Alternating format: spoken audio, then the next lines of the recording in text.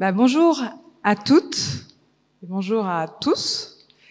Je suis ravie d'être avec vous aujourd'hui. C'est une grande première pour moi. C'est la première fois que je participe au salon professionnel.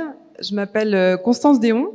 Je suis coach professionnel et j'ai créé une activité de coaching qui s'appelle Mon Juste Équilibre. C'est une activité de coaching qui accompagne les managers pour se réaliser professionnellement et personnellement, tout en créant leur juste équilibre de vie. J'ai pas demandé, est-ce que vous m'entendez bien, déjà? Peut-être. Ouais, ça va? Ok. N'hésitez pas à m'interrompre, si vous avez besoin. Et aujourd'hui, je suis avec vous pour vous présenter, vous partager 3 clés pour renforcer la confiance en vous dans votre projet de reconversion professionnelle. Et j'ai à cœur de vous partager ces clés parce que c'est une méthode que je m'applique et qui fonctionne. J'ai pas toujours eu confiance en moi. Il y a des sujets sur lesquels on a plus ou moins de confiance en soi. Mais quand je les applique, ça marche. Et c'est aussi ce que je transmets à mes coachés. Donc c'est vraiment de l'expérience. Là, on va avoir à peu près 20 minutes ensemble. Je vais commencer par une partie un peu plus théorique. Donc je vais définir ce que c'est que la confiance en soi. Et après, je vais plonger dans la pratique et je vais vous développer les 3 clés avec les différentes étapes. Voilà, je vous remercie d'être là, vous êtes très nombreuses, mais n'hésitez pas non plus potentiellement à m'interrompre, à me poser des questions en cours de route. Sinon, à la fin, il y aura un petit temps de questions. Et après, j'ai aussi un stand où vous pouvez venir me voir après si vous voulez. Voilà. Alors, la confiance en soi, qu'est-ce que c'est ? La confiance en soi, c'est la reconnaissance de ses propres compétences et c'est la perception positive de ses capacités à gérer et affronter différentes situations. Mais concrètement, ça veut dire quoi ? Ça veut dire que on a une connaissance qu'on acquiert dans le passé et c'est ce qui fait que nous sommes ce que nous sommes aujourd'hui. Mais c'est pas suffisant. C'est pas suffisant pour affronter le futur sereinement. Donc, on s'appuie sur la connaissance et on a besoin, en fait, d'un état d'esprit pour aller de l'avant, pour aller vers l'inconnu, pour oser faire des choses qu'on n'a jamais faites par le passé. Donc, c'est de l'ordre de l'irrationnel. C'est-à-dire que chacune d'entre vous, vous avez un niveau de confiance en vous qui est assez différent, ça dépend.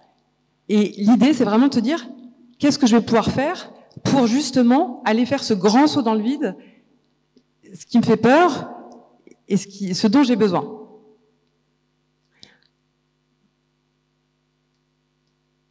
Alors, je suis pas venue toute seule aujourd'hui, je suis venue avec Émilie.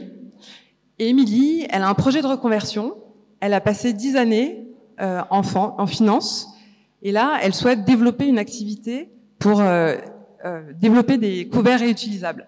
Et elle a rendez-vous avec son banquier. Mais Émilie prépare son entretien, prépare son rendez-vous, et elle a plein de pensées qui la parasitent. Elle se dit qu'elle n'est pas sûre d'en être capable, qu'elle ne sait pas comment faire, qu'elle a peur d'échouer, qu'elle l'a jamais fait, qu'elle n'a pas d'expérience, qu'elle n'est pas douée, que c'est trop difficile et que peut-être elle ne va pas y arriver. Voilà. Donc elle a plein de pensées comme ça qui lui viennent, et ça crée chez elle du doute, de l'inquiétude. Et j'ai envie de vous dire, c'est tout à fait normal. C'est une expérience humaine parce que notre cerveau n'est pas programmé pour qu'on ressente de la confiance naturellement. Notre cerveau, il est programmé pour que quand on sort de notre zone de confort, on ressente de la peur, du doute, de l'inquiétude. Et ça, c'est quelque chose qui va venir naturellement en premier. Le risque, c'est que si Émilie reste dans ces émotions-là, le risque pour elle, c'est potentiellement qu'elle ne passe pas à l'action, qu'elle procrastine, qu'elle se donne pas les moyens d'apprendre et de progresser.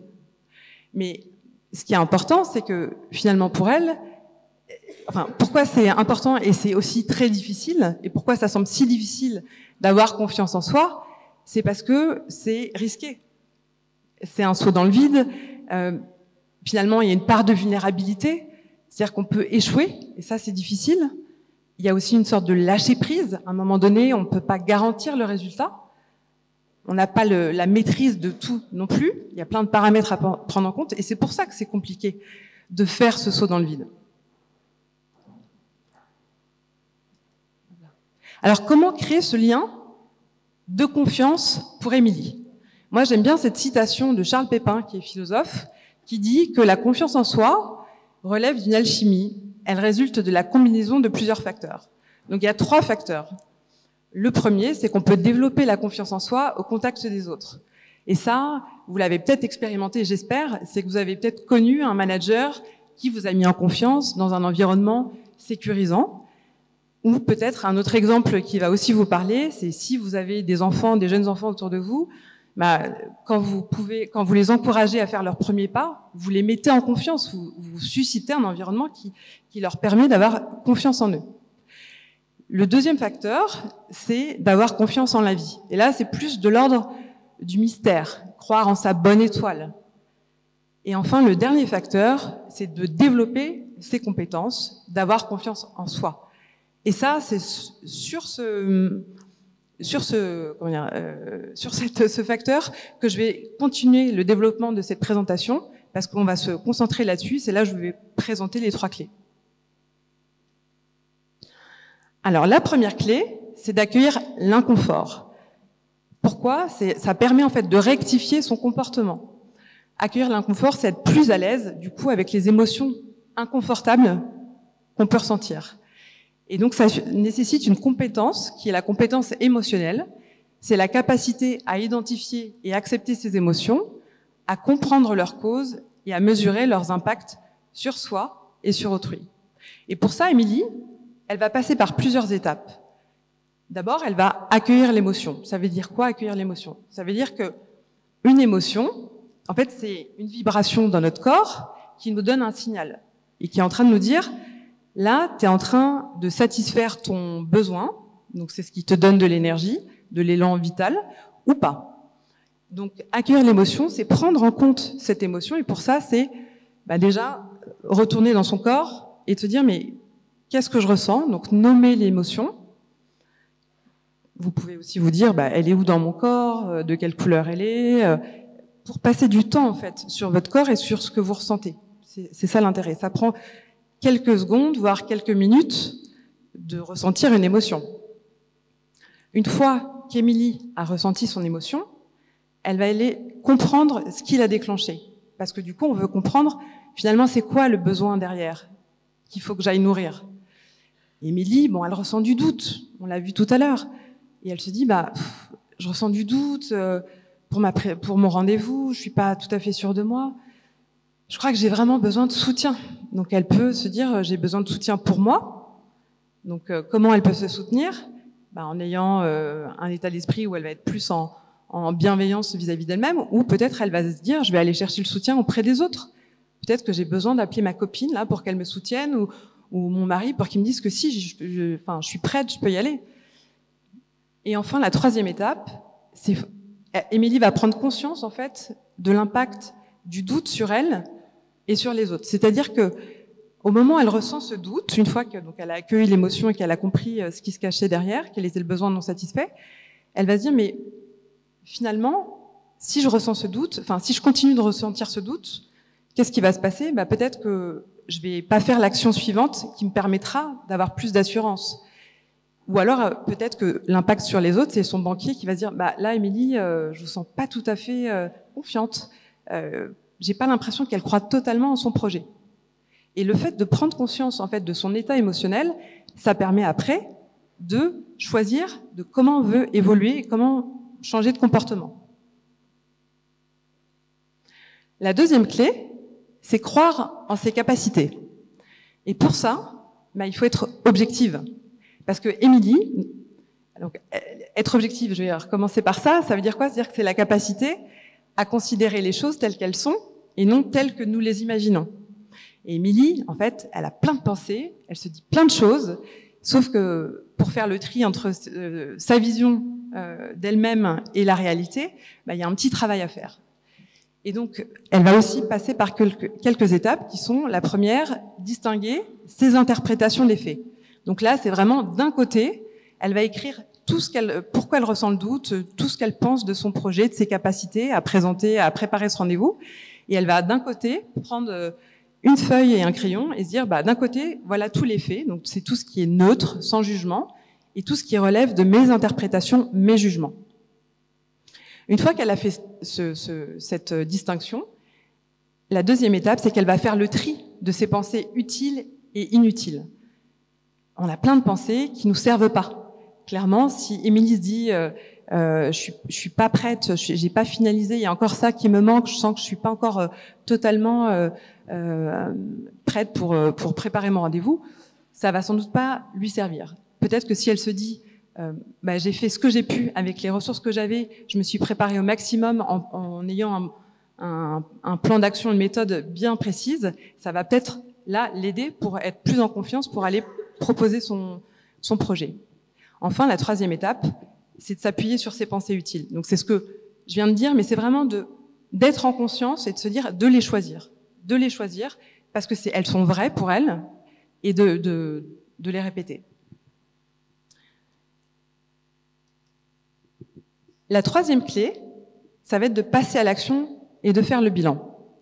Il faut qu'Émilie, elle se mette en mouvement, parce que c'est une capacité à développer, une compétence de passer à l'action, à en tirer des apprentissages et à recommencer.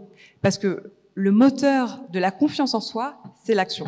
Ce qu'on a vu juste auparavant, c'est que pour se préparer à l'action, on accueille l'inconfort, on travaille sur son état d'esprit pour croire en ses capacités, et là, on passe à l'action. Juste, la première étape, c'est de retrouver du sens. C'est qu'à un moment donné, Émilie, quand elle va aller voir son banquier, bien sûr, elle y va pour faire une demande de prêt, mais au bout du bout, vraiment, ce qui l'anime, elle, c'est de protéger, d'avoir une action pour l'environnement, d'être dans le zéro déchet, et c'est ça qui la motive.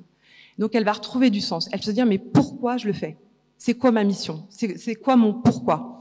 Et ça va l'aider aussi à passer à l'action. Elle va rencontrer son banquier, elle fait sa présentation, elle fait son pitch, et là, une fois qu'elle a fait ça, elle fait le bilan. Concrètement, elle va se dire, qu'est-ce que je pense avoir réussi? Qu'est-ce que je pense avoir peut-être moins bien fait, peut-être raté? Et je vais en tirer des apprentissages. Comment je pourrais faire pour m'améliorer la prochaine fois sur ce que j'ai moins bien fait et que je pourrais améliorer? Et enfin, la dernière étape, qui n'est pas des moindres, c'est d'être indulgente avec elle-même, Émilie. Parce que ça va être très précieux pour qu'elle puisse recommencer. Et être indulgente, donc ça veut dire ne pas se flageller. Et ne pas se dire, mais t'aurais dû faire ça, t'aurais dû faire ci. Se parler avec bienveillance, comme on le fait avec nos enfants, par exemple. Alors, Émilie a appliqué ces 3 clés. Maintenant, voilà, elle a des pensées du type, je crois en ma capacité à obtenir le résultat, peu importe le temps que ça prendra, peu importe le nombre de fois où je vais pas y arriver, et je vais faire de mon mieux pour apprendre.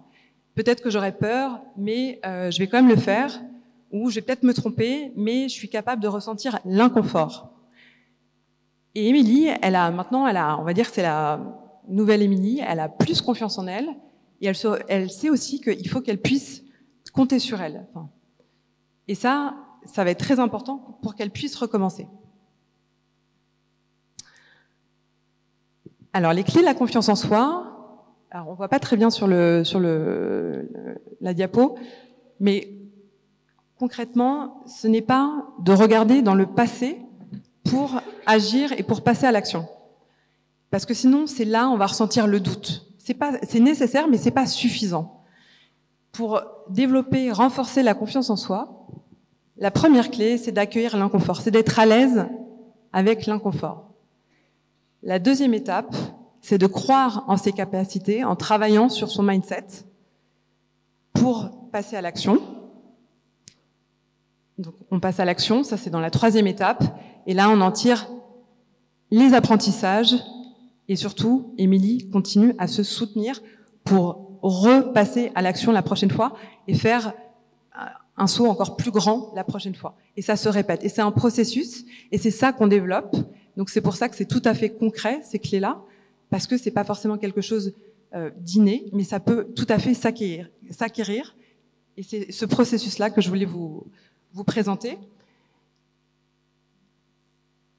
Et enfin, pour conclure, moi j'ai un petit challenge à vous proposer, parce que maintenant, place à la pratique aussi. Ce que je vous propose, c'est que pour les 30 prochains jours, une fois par jour, vous puissiez vous proposer d'oser faire quelque chose qui vous fait peur. Bien sûr, quelque chose où vous n'êtes pas en danger, mais quelque chose que vous n'osez pas trop faire et vous avez un peu peur. Et je vous donne quelques idées. Vous pouvez parler en public, vous pouvez poster sur LinkedIn à propos de votre projet, de votre reconversion, vous pouvez poser des questions, même peut-être celles qui vous paraissent les plus bêtes, justement. Prendre contact avec quelqu'un que vous connaissez pas, réseauter pour votre projet de reconversion, ou pitcher votre projet auprès d'une audience qui ne connaît pas du tout votre sujet, ou peut-être vous inscrire au salon professionnel et parler en public devant plein de femmes qui sont en projet de reconversion. Voilà. Ben, je vous remercie. Et si vous avez des questions...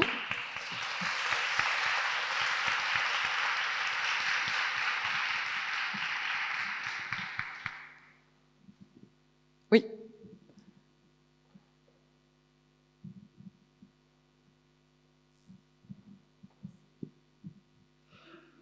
Bonjour à tous. Justement, parler en public, pour moi, c'est pas évident, donc je mets en pratique. C'est d'autant pas évident que moi, j'avais une question par rapport à cette problématique de confiance en soi qui est liée à l'âge. J'ai 56 ans, bientôt, voilà. Et ça devient de plus en plus compliqué d'avoir confiance en soi dans le monde du travail actuel, où vous avez un sentiment, même si on ne vous le dit pas, mais que vous êtes un peu has-been, que vous n'avez plus l'énergie, vous n'avez plus, malgré que vous ayez l'expérience, des compétences. Et là, je ne connais pas la clé, j'ai du mal. Et dans le cadre d'une reconversion, c'est encore plus difficile. Voilà. Je comprends tout à fait. Et ce que j'ai envie de vous dire, c'est que le moteur, en fait, de votre reconversion, ça va être le pourquoi vous décidez aussi de faire cette reconversion, et aussi d'appliquer donc cette méthode, mais bien sûr de prendre en compte l'inconfort, en fait, la façon dont vous pouvez être reçu par certaines personnes, des remarques. Ça, c'est aussi un exercice, c'est une compétence. Comment on accueille, en fait, quand on se sent pas bienvenu quelque part, où on se dit que on ressent en tout cas de l'autre peut-être du défaitisme, du pessimisme. Donc ça, c'est une compétence à acquérir. Mais le moteur, si j'en reviens un peu au sens, qu'est-ce qui va vous pousser à mener des actions, à vous former, à aller toquer à la porte à droite à gauche? Ça va vraiment être ça. C'est le sens que vous y mettez. Et ça, c'est quelque chose qu'il faut travailler. Donc c'est vraiment de l'acquis, c'est quelque chose qu'on peut développer.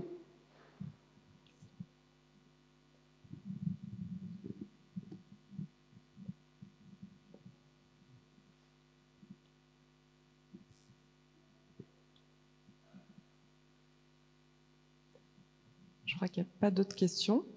Ben, merci beaucoup. Et si vous voulez qu'on se retrouve, je suis au stand dans le salon. Voilà. Merci.